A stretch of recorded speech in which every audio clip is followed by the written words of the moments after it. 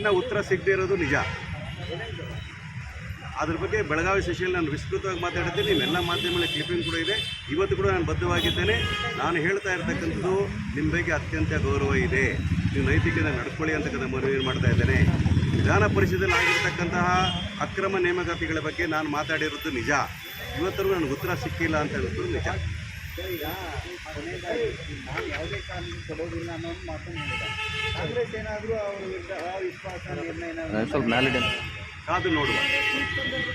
ನಾವು ಇವತ್ತು ಕೂಡ ನೈತಿಕತೆ ನಡ್ಕೋಬೇಕು ಅಂತಕ್ಕಂಥದ್ದು ನನ್ನ ಮನವಿ. ಅದನ್ನು ನಾವು ಅವಿಶ್ವಾಸನೆ ತಂದು ಅದನ್ನು ನಾವು ಮೆಜಾರಿಟಿ ಪ್ರೂವ್ ಮಾಡಿ ನಿಮ್ಮನ್ನು ಕಳಿಸಿದ್ದೆ ಆದರೆ ನಿಮ್ಗೆ ಅಪಮಾನ ಕೊಡಿಸಲಿಕ್ಕೆ ನಮ್ಗೆ ಇಷ್ಟ ಇಲ್ಲ. ಅದನ್ನು ನಮ್ಮನ್ನ ವೀಕ್ನೆಸ್ ಅಂತ ಮಾತ್ರ ದಯವಿಟ್ಟು ತಿಳ್ಕೋಬೇಡಿ.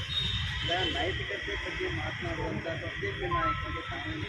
ಬಿ ಜೆ ಪಿ ನಾಯಕರೇ ಈಗಲಾದರೂ ಕಣ್ತೀರಿ. ಜನ ನಿಮ್ಮ ತಿರಸ್ಕಾರ ಮಾಡಿದ್ದಾರೆ, ವಿರೋಧ ಪಕ್ಷದಲ್ಲಿ ಕೂಡಿಸಿದ್ದಾರೆ. ಈಗಲಾದರೂ ನೀವು ನೈತಿಕತೆ ನಡ್ಕೊಳ್ತಕ್ಕಂಥದ್ದನ್ನು ನೀವು ಕಲಿಬೇಕಾಗ್ತದೆ.